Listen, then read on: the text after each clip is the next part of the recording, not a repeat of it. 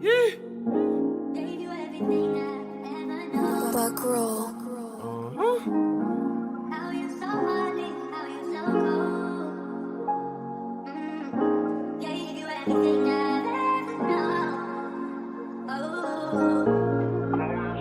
If I gave you freedom, will you think of Egypt? Will you be okay? Or will you think of leaving? You got my heart grieving. Why you not believing? Blood on your doorpost, don't you see me bleeding? Love is in my voice, don't you hear me pleading? My heart about to bust, you can't feel it beating. You don't trust me, I did miracles, but you rush me to do miracles. You just give me words, you too lyrical. You in your own head, you too spiritual. Supposed to been a short trip, took your whole life. Cause you always trip when it's not in sight. You can't see the land, you got your own route. I can't give you plans, you just go south. Then I bring you back and give you me again. Then you turn your back for another sin. You should know me now, you know you owe me now. I kick the devil out, he's still running around. What do that say? I'm really mercy, I'm really grace to let you hurt me. I can kill you, I can murk you. I wanna heal you, but you curse me. I forgive you, I wanna live with you. I wanna heal you, so I can live with you.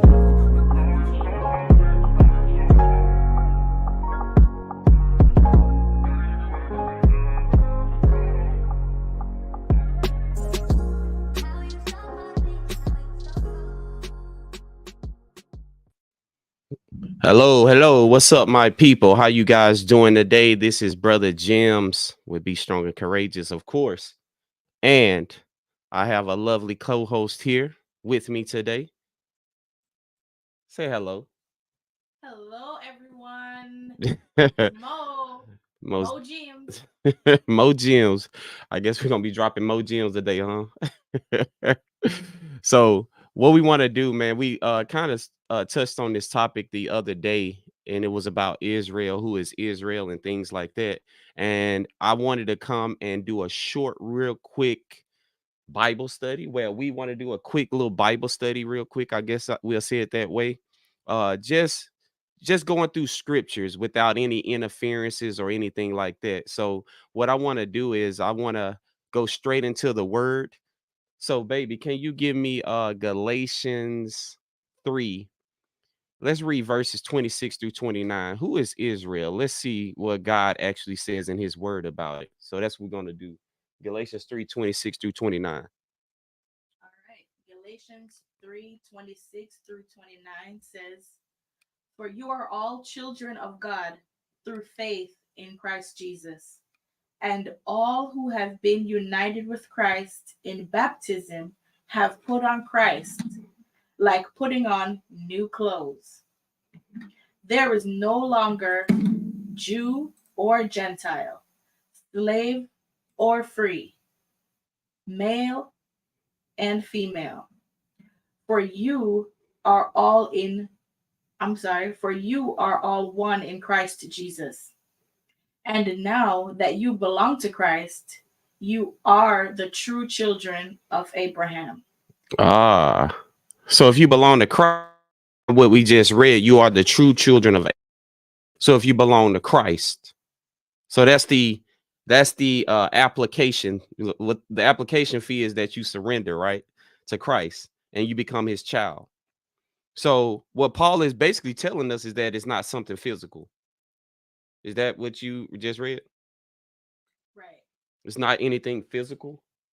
So Physical, you just have to be of Jesus Christ and then proclaim his name, be his servant, obey his commandments.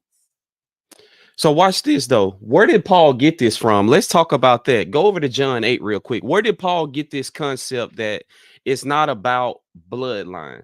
And the reason why I want to do this, because of course we understand what's going on in our world now, and there's a big attention that's being given to a certain land right now.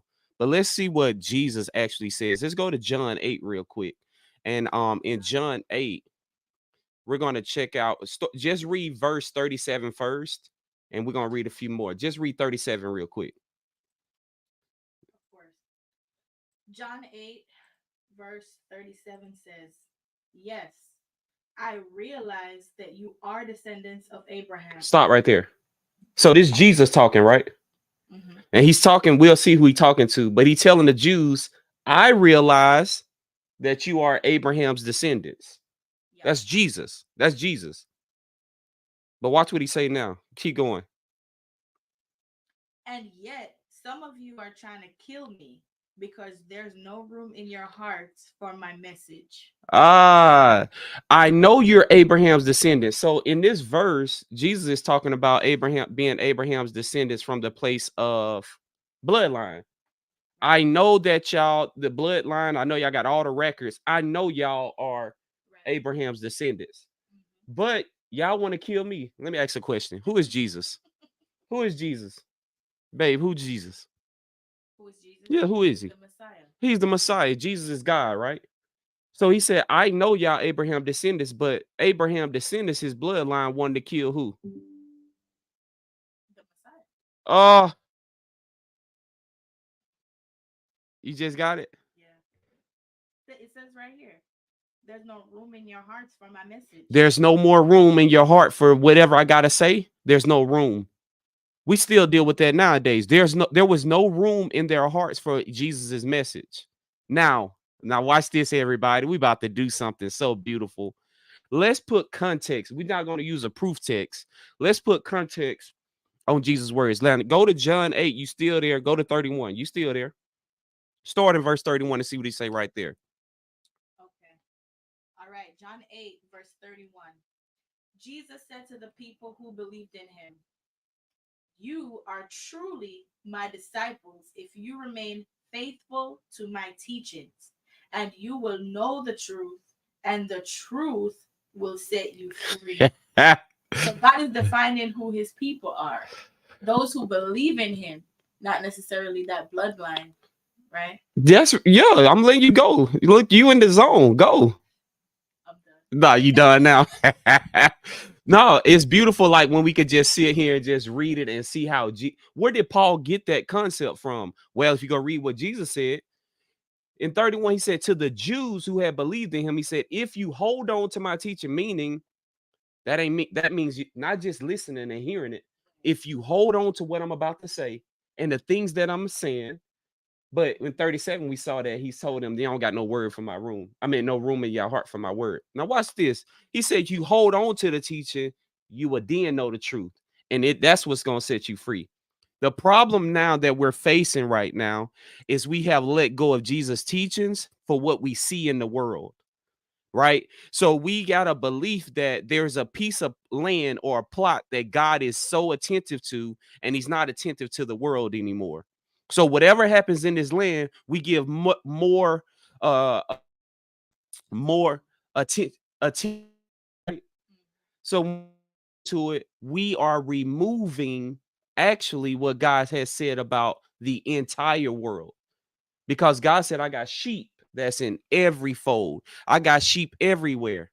So when we're doing this, we have let go of what? His teachings. The truth.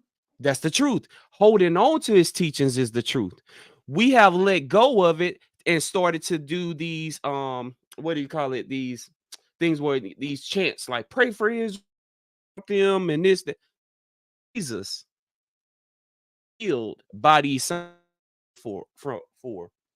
We're going to keep reading. I needed to say that though. And what we're saying, as we said the other night, this is not about the actual war or people losing their life. This is not an aim or a shot at any of those kind of things. Like it's not God's desire that anybody perish, right? That's not what we're talking about. We're talking about the attention that someone wants us to look at, that God look, I gave up on that, and we're gonna see what we're gonna go through the word in a second. Now keep reading in John 8 because we got context. You just read 31. He said, if you hold to my teaching, you are really my disciple and set you free. Keep reading.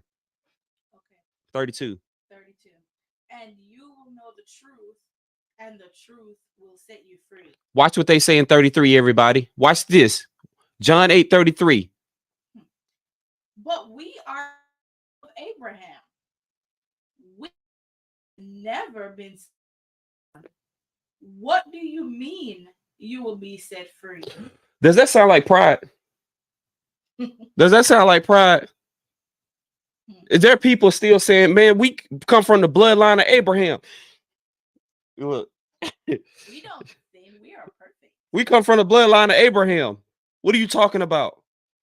You know what I'm saying? We ain't slaves to nobody. How can you say, look, we know everything about God. See how this works? Jesus was actually, it's a spirit. Think about it. That prideful, arrogant stuff is the same thing that the enemy was. You see how that worked now? They said it with their heart, out of their heart, out of the abundance of the heart, the mouth speak. They said, we Abraham's bloodline. Keep reading. Just keep reading. We're gonna keep going. 34. Okay. Again, Jesus. 8:34. Yeah. Replied, tell you the truth. Everyone who sins is a slave of sin. Stop. Look what he just did. They puffed up. We Abraham's bloodline. What are you talking about? You know what I'm saying? It's all about. And then Jesus go back into the spirit realm. Everyone who sins. We never been a slave to nobody. You're a slave to sin. Look at your pride. Look at your ego puffing you up right now. No, we just getting into it. We only gonna got about 10, 15 more minutes, but we getting into it now. You see how this working? Yeah. Then keep going. He goes on to tell them who is a slave. So 35 says a slave is not a permanent member of the body. They're not a permanent member. They're not a son. They're not in the kingdom. So y'all being a slave to sin, you can't be in my kingdom. Keep going. Yeah, so let me reread that because I substituted family for body. Mm-hmm. So a slave is not a permanent member of the family, but a son is part of the family forever. Keep going. So if the son sets you free, you are truly free. But watch what he did. Now we in 37. You see what he's doing? It says a gentle answer turns away wrath. They puffed up, ready to kill him. And he started to break it down. And look what he did to him in 37. Go ahead. Now the context is mattering now. All right, 37. Yes, I realize that you are descendants of Abraham, and yet some of you are trying to kill me because there's no room in your hearts for my message. Oh my goodness. It was the condition. What did it say over here? It was the condition of the heart that makes us Abraham's descendant. Right. The condition of the heart is what makes us his descendants. It's not blood line. It's not a place on earth. It's the condition of the heart. And that's all he said, you don't have no room in your heart for my message. I can't tell you anything to do and you'll obey me. That's the heart of what he's saying. I cannot tell y'all anything. Keep reading. Verse 38 now. I am telling you what I saw when I was with my father, but you are following the advice of your father. Our father is Abraham, they declared. No, Jesus replied, for if you were really the children of Abraham, you would follow his example. Instead, you are trying to kill me because I told you the truth, which I heard from God. Abraham never did such a thing. No, you are imitating your real father. Wow. They replied, we aren't illegitimate children. God himself is our true father. Now we're going to stop there. Look what Jesus just did. He broke it all down just then. He just broke it all down. He said, I know y'all Abraham's descendants. Y'all have no room for me. I'm just telling y'all what I seen in the Father's presence. And then they go back to bloodline. Abraham's our father. Well, we need to be careful of the reason why we're going through the word. Like we need to be careful of looking at the physical world so much. By looking at the physical world, we are missing the bigger picture of what God is saying in the spiritual world. God, everything. Remember, Jesus said, "My words are spirit." Right? When he said, "Eat my flesh, drink my blood," he was letting them know, these are spiritual words. How can I talk to you about heavenly things if you can't even understand earthly things? Like we are so honed in, and I'm doing this for the body. The body, we got to just believe and understand what it is that Jesus is doing more than what we see, and understand that the devil is doing. The devil desires us to be distracted. So he wants us to keep it. How do you keep attention on? You keep posting about what God is not even saying. Right? So we get to make up words now because we get to use Old Testament scriptures and things, and not understanding that God said, "Look, I'm done with y'all. I'm leaving." Then I want to go to that verse now. Go to Matthew 23. We keep using these Old Testament scriptures, pray for Israel, pray for Jerusalem, pray for this, pray for that. But we're missing when Jesus came, why he came, who hung him on the cross, and what happened by them hanging him on the cross. You in Matthew 23? Yeah, go to Matthew 23. We're going to go there real quick. And I just want us to be very cognizant of this. The more aware we are, the more we can help our brothers and sisters who are believing the lie, right? The deceit that's coming along with, oh, we need to focus on this because what's next is this. And none of the stuff is biblical or what God even actually says. So in Matthew 23, I want you to go down to verse 13. I mean 37. My bad. 37. Okay. Matthew 23, verse 37. Yeah. Oh, Jerusalem, Jerusalem, the city that kills the prophets and stones God's messengers. How often I have wanted to gather your children together as a hen protects her chicks beneath her wings, but you wouldn't let me. And now, look, your house is abandoned and desolate. For I tell you this, you will never see me again until you say, blessings on the one who comes in the name of the Lord. This is so key. So before before I go into that, I want us to see who he's talking to. In verse 13, read these are the 7 woes. Who was he talking to in verse 13? Matthew 23. Yeah, 13. Mm-hmm. Well, who is he talking to real quick? All right, Matthew 23, verse 13. What sorrow awaits you, teachers of religious law and Pharisees, hypocrites. All right, stop there. 15, who he talking to? 15. Same thing. What sorrow awaits you, teachers of religious law and you Pharisees. And 16. Number 16. Blind guides. What sorrow awaits you. So Jesus is talking to the teachers of the law, the people that's in Israel, in Jerusalem, that's leading the people astray. This is the same thing that's going on right now. And he's trying to give them we are being led astray by something that God is not even focused on. Man focused on these things. So let me break down why I just said that. In the Old Testament, after King David was on the throne and the Israel was established and things like that, Solomon came aboard. But after Solomon came aboard and he died at whatever, the kingdom split. There was 10 tribes in the north, 2 in the south. And what happened was Israel was destroyed. The actual, like, Israel was destroyed, and the last one was Jerusalem. Jerusalem, the tribe, the 2 tribes in the south. So what we have here now is there's this thing that happened in 1948. They said Israel was reestablished, right?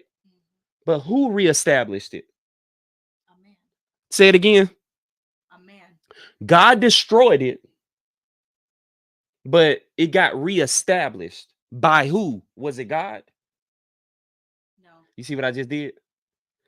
Just because we put a date and time on when something happens doesn't mean God said that. I'm trying to help us out. Just because a human says, now we declare now that this is how it's going to be, that doesn't mean God said that. So what we have done since that time is keep regurgitating that message that, hey, in 1948, this Israel was reestablished, but by who? Was it God or man? These are questions. This is why God says, unless we become like children, we can't walk into his kingdom. He wants us to remain childlike. If anybody have children, you already know they ask you 1,000 questions.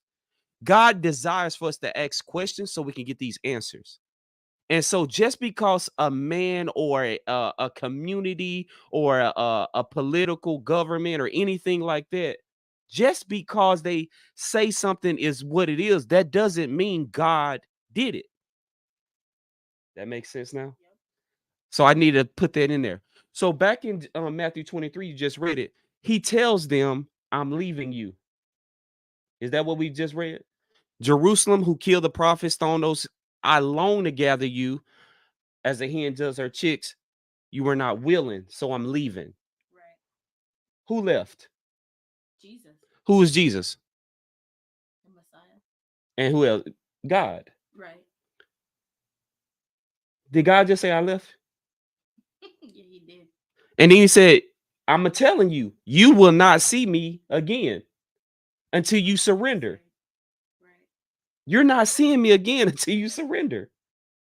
What does that mean? If you leave your, if a man leaves a woman or a woman leaves a man, right? It say you will never see me again until you get your act right. How many people usually get their act right and it works out? What percentage you? It's a 50-50. I think very small percentage of people, yeah, I'm not coming back until you get your act right. Right? You know what I'm saying? So that's what is that what Jesus said? Yep. I ain't coming back until you get your act right. Guess what? As humans, we never get right. Now, watch this. Now, go over to Matthew 24 and watch what we watch. He just told him. He told him all of this. Now, watch what he says to his disciples. Go to Matthew 24 now. What is saying Verse. verse 1? Oh, okay. Matthew 24, verse 1.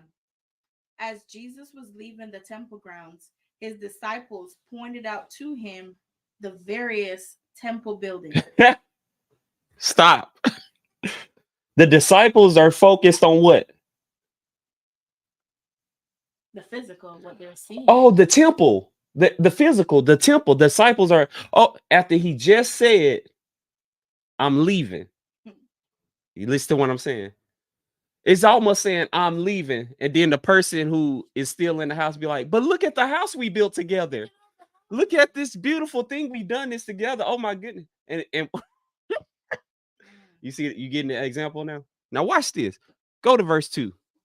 But he responded, do you see all these buildings? I tell you the truth. They will be completely demolished. Not one stone will be left on top of another. And he did it 40 years later. But watch this, what he did. The disciples are focused on the physical. Hey, like us, we're focused on the physical. Right? That's why we bring so much attention to the physical. When something physical happens, we bring so much attention to the physical part of it. That's our human nature. That's our human nature. We like to do that. And then what ends up happening when it is spread like gangrene everywhere, you start to impact even the babes in Christ. Oh, you got to hear it. The babes in Christ are not infected. Your community is infected because now you have given so much attention to what? The physical. But what did Jesus just say? Look, until you see Everything demolished. I'm demolishing it. I'm demolishing the physical because I care about the condition of the heart. Is that what he told Abraham's descendants? The bloodline? Mm-hmm. We got to close soon. Truth makes you disciples. To truth. Being a descendant. No. Holding on to truth. You got that? Is what makes us descendants of Abraham. Holding on to truth. That's the key. The disciples are still focused on how beautiful the temple was. And then all of a sudden he said, no, look, I'm destroying all this. So that's where Paul got it from. I'm going to take the last few minutes and I'm going to say a few things because I want you to grab Hosea 7 real quick. We're going to go there for 1 second. Can I jump in 1 second? Okay, yeah, go ahead. I like what I saw in the following verses.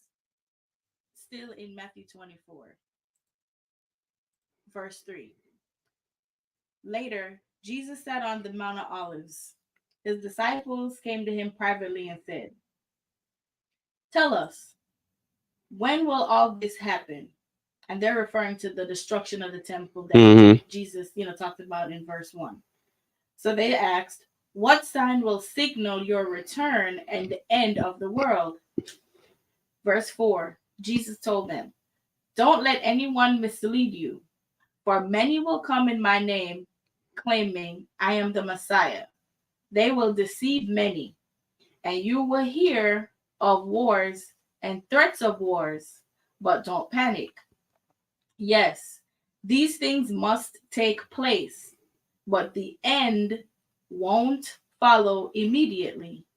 Nation will go to war against nation, and kingdom against kingdom. There will be famines and earthquakes in many parts of the world. But all this is only the first of birth pains, with more to come." And then it says, then you will be arrested. Right. Things like that. Yeah. Mm-hmm. So what stuck out for you there? So I remember the other night we talked about the war in Israel, and yes, there is an actual war. People may be losing their lives. Yes, however, is this a prophetic sign? Does this mean anything? And here, Jesus just told us there'll be wars and threats of wars, but don't panic. Yep.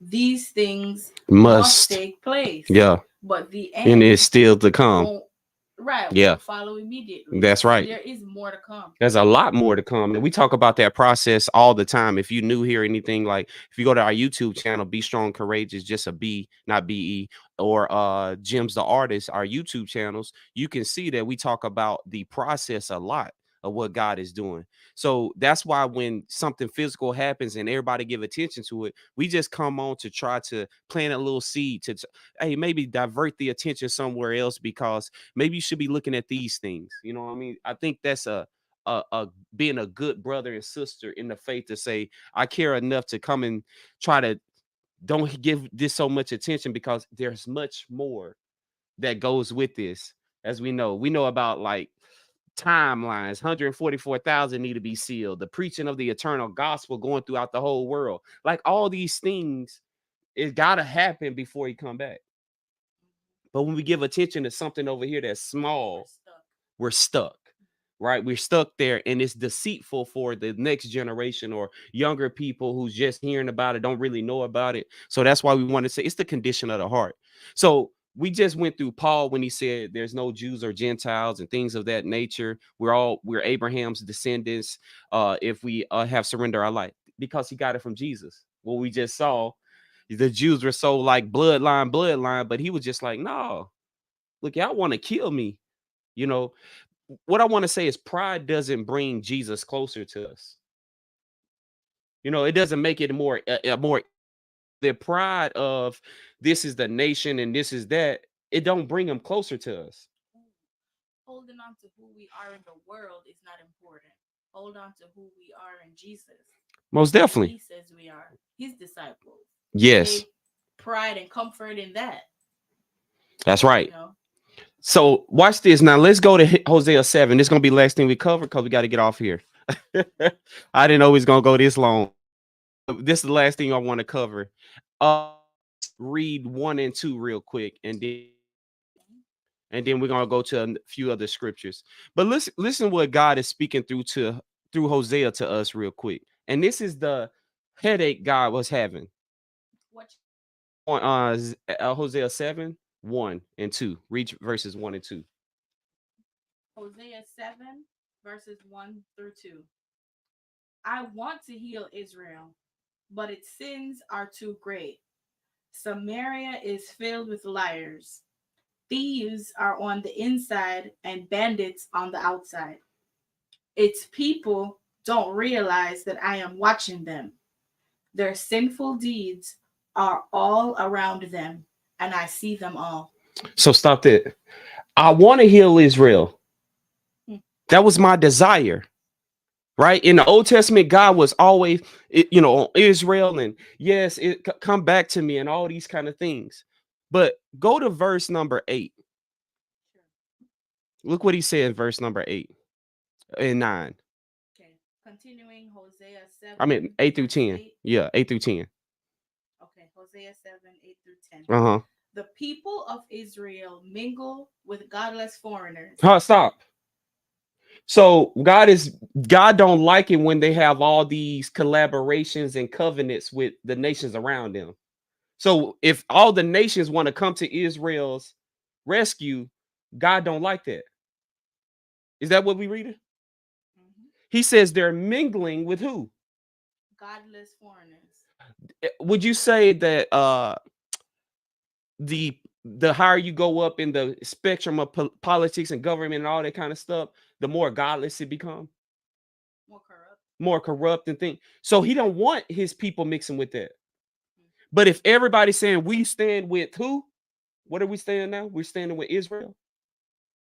What is God saying right here? Keep going, keep reading. Sure. I'll start over in verse 8. The people of Israel mingle with godless foreigners, making themselves as worthless as a half baked cake. Worshipping foreign gods has sapped their strength, but they don't even know it. Oh, you see, God, his words, he don't have to mince his words. He said, when you doing this in these godless nations and stuff, you as worthless as a half-baked cake. This was the issue. And now keep reading. 10. Sure. Their arrogance testifies against them. Was those people arrogant when they said we Abraham's descendant? Was they arrogant towards Jesus when he came? Prideful, yeah. And then he tell them after that, I'm leaving and I ain't coming back. I'm going to the Gentiles now, whosoever is willing. Is that what we just was reading all these things? Yeah. So we get in the heart of God and where it came from in the Old Testament. Keep reading. Now reading up verse 11 and 12. Sure. The people of Israel have become like silly, witless doves. First, calling to Egypt. Oh, they calling to man for who? Help. They're calling for. Do you hear God's heart? Yep. That's his heart. To return to him. Why we ain't calling for God? I'm sorry. Read that again. The people of Israel have become like silly, witless doves. First, calling to Egypt, then flying to Assyria for help. But as they fly about, I will throw my net over them and bring them down like a bird from the sky. I will punish them for all the evil they do. Stop right there. Wait. That's his heart. And you know what? This is what he did. Go to Daniel 9. This is the last thing I'm going to read. That's his heart. Sure. So right now, what we're seeing is the world is giving this his attention, and we stand here and we're going to help and all these kind of things. And guess who love it? The physical land of Israel loved that. Are you understanding what I'm saying now? He said, y'all run to nations for help. He said, that's like y'all being like silly little, no common sense having doves.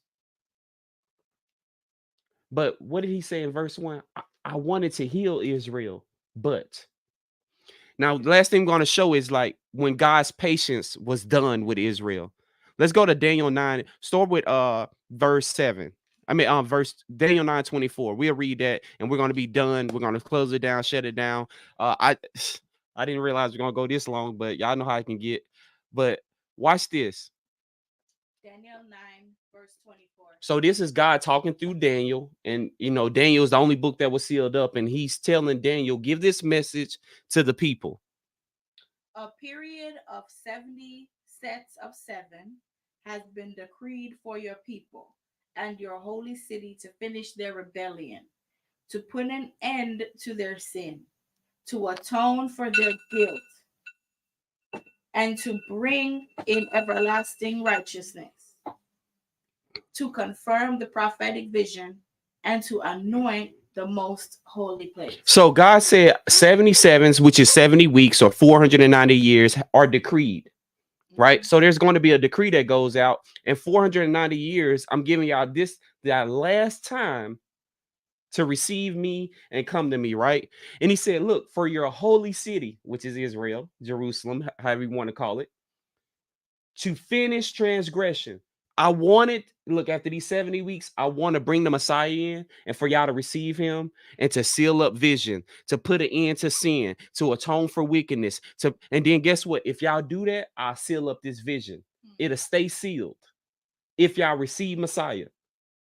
But we know that didn't happen. We know that now it didn't happen. But did you see now where he was transitioning? God don't mince words. This is his last transition. This is my last what is it? Warning. This is my last warning. This is the last time I'm giving y'all another chance because I've been dealing with y'all for about 1,000 years with this foolishness. This is my last time. And look what he did. He said, I want to do this, but keep reading. 25. Now listen and understand. 7 sets of 7 plus 62 sets of 7 That's 69 weeks. will pass from the time the command is given to rebuild Jerusalem. That's the decree. Until a ruler, the anointed one, The Messiah, that's the prince ruler. Go ahead, the Messiah. Jerusalem will be rebuilt with streets and strong defenses, despite the perilous times. Right. So Jerusalem was rebuilt, but and we could read in Nehemiah, Ezra, and all these different books that while Jerusalem was being rebuilt, it was a lot of war and things going on and people trying to, come against them when I was rebuilding the temple. But go ahead. After this period of 62 sets of 7, the anointed one will be killed, appearing to have accomplished nothing. He will appear to what? Accomplished. So it would appear like he ain't do nothing. That's what the devil used that particular thing right there. It appears that Jesus didn't leave Israel. It appears that way because guess what? 2,000 years later, that's where we're still at, right? It appears like this is still his holy city. It appears. Okay, all right. So I'm gonna finish it out. It appears like Jesus didn't do anything. It appears that way, but that's not the total truth. So let's finish reading it because this is one of the most important factors right here. He said in the middle, verse 27, he will confirm a covenant with 1/7. In the middle of the 7, he will put an end to sacrifice and offering. And at the temple, he will set up an abomination that causes desolation. That's the Messiah. He set up an abomination that causes desolation. That happened in AD 70. In AD 70, the temple was surrounded. The temple was surrounded by Rome and destroyed. So the heart of what I'm saying is in AD 30, when they put Jesus on the cross, they sealed their fate. He went over to the Gentiles. It's about whosoever is willing. Just because man says like this is a nation now, this is God's people, that doesn't mean that God endorses that. And that's the heart of the message today. I know we got to get off here. I ran over time, but I hope you guys will go back and rewatch just all the scriptures and how they unfolded together. Because today we brought a lot of context to God's heart. We want to reveal his character. So we don't want people to be deceived just by the physical. Jesus was highly focused on the spiritual realm. So stay focused. Stay looking at your timelines. Study time. It's okay. Don't set time. Study time. See what Jesus is doing. See what he's about. Keep reading your word. And if you don't know, guess what? We have a lot of teachings. There's a lot of teachings out here that shows God's time and that shows what he's about. So we will not be easily alarmed and unsettled in our hearts because we see an event going on in our world. Spend a lot of time with God, little time with self. Until the next time, peace, grace, and love. Y'all have a good one. I'm out.